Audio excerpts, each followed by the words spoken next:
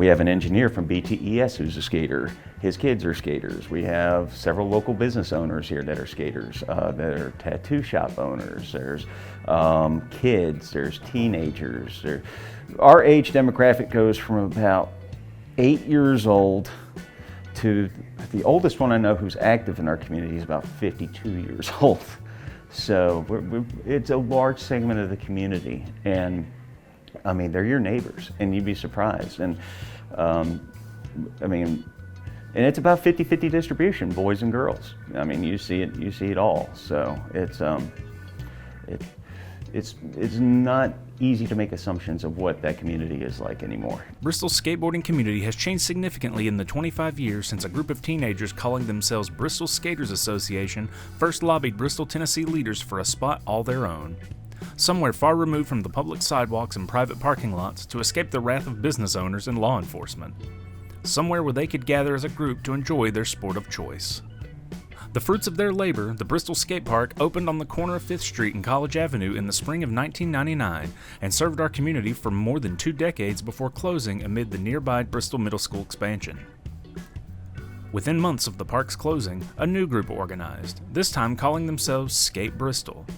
Led by George Link, who's been skating since the age of 3 and has just the skill set needed to get things done, the group remained focused on their cause for 3 years before city leaders agreed recently to set aside $1.5 million for the project and move forward with the firm Pillar Design Studios guiding the city through the entire process. This is a great project, I mean, for the city and really for our Park and Rec department. When you look at our mission, we need to supply recreation for all age groups, and this just is a great example of a success story, especially with a community-driven project. You know, when you look at a skate park, the need is there. It has been there for quite some time. And then you've got council support that's truly behind it. Our leadership has been too. But George and his group as well, they have done a wonderful job in handling that need that they have, and they've worked with us really, really closely through the years. And so I'm happy for him and his team and Skate Bristol, because the facility is going to be incredible. And now as we move toward the construction phase, we have to do some design work. And so that's where we are today. Pillar Design is a wonderful firm that they've done a lot of work, you know, throughout the Southeast. And so their leadership, they are skateboarders. And so when you have that combination of the passion that they have and then the passion we have in our community, this project is going to be really successful, I believe.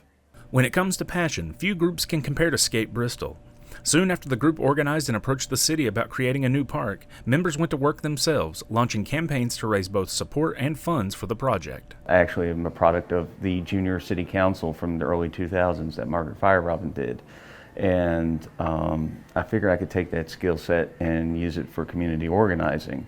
And I organized the skater community in this area because it's naturally not a very organized ordeal. So I got skateboarders, scooter kids, BMX riders, and even roller skaters from our skating rink that are doing it outdoors. And we basically built a coalition to fill out grant paperwork to work positively with the city to independently fundraise. And over the last 2.5 years, we've earned about $10,000 independently between the generosity of private businesses here in town and just individual events that we've done.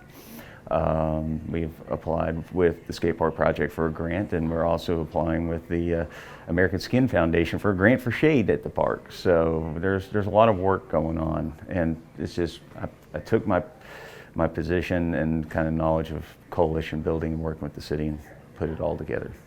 The years-long journey has included both highs and lows, weathered at times through a diplomatic approach to problem solving, and sometimes by calling on friends in the skateboarding community. Link's contacts include heavy hitters like professional skateboarders Jeremy Rogers and Tony Hawk. He first gained their attention while working on a thesis for his engineering degree, which involved designing a 20-ton press to manufacture skateboards from raw materials. He stayed in touch in the years since.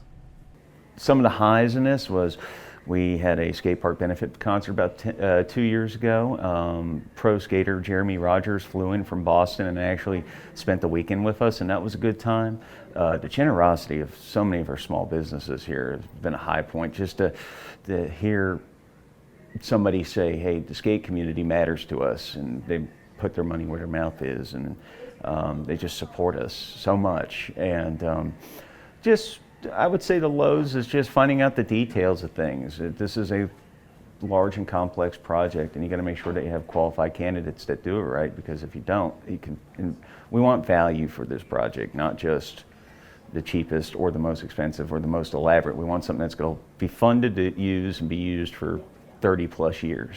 The original Bristol skate park with its chain link fence and handmade wooden ramps is nothing like the modern concrete structure now on the wish list. In fact, pillar design was specifically chosen by those guiding the project because of their experience at choosing the perfect location and creating a custom design that includes elements of the Bristol region.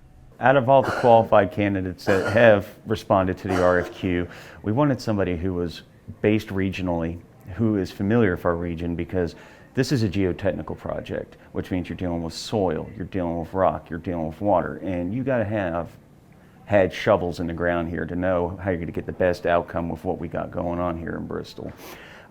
Pillar Design Studios has designed parks, over 300 parks, and significant volume of them between North Carolina, Virginia, and Tennessee.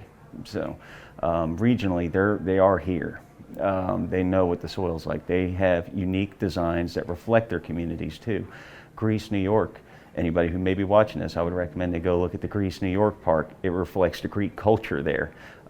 We're hoping to do something that's thematically matched to our town here too. So it's not just a blank piece of concrete that you ride on, but it's an art piece that you can enjoy, that you can ride, and it reflects the values and culture of our region. What we'll do is we'll look at different locations within the city and get feedback too from our local skate community on what the design, what they're looking for in that. And that's the wonderful part of this process too, is it's just an all effort between the city and our community, the citizens within our community. So that's something we're excited about.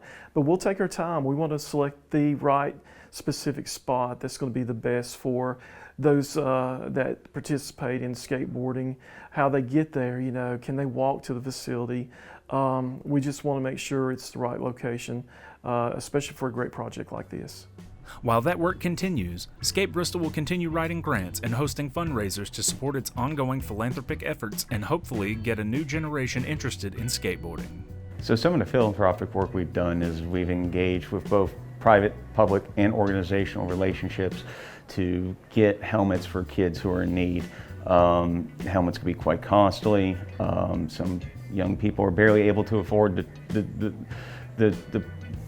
joy of their choice, and getting a helmet for an additional $20 to $50 is almost out of reach for them. And we want people to do the right thing. So we've worked with organizations like Heads Don't Bounce.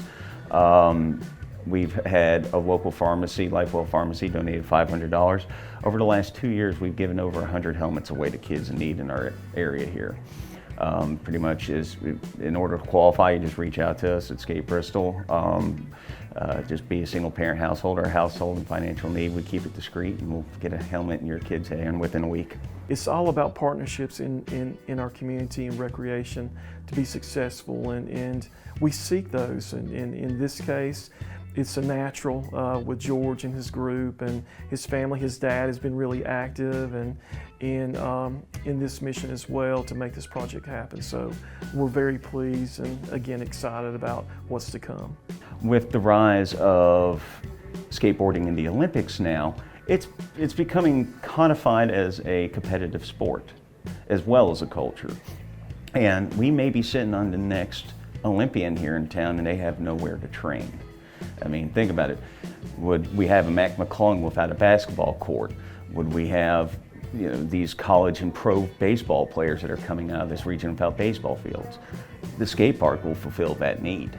And it would also give us a hub just to have our own social life, because it benefits a demographic a lot of the times where they don't have the support or the financial means to engage in sports for entire seasons.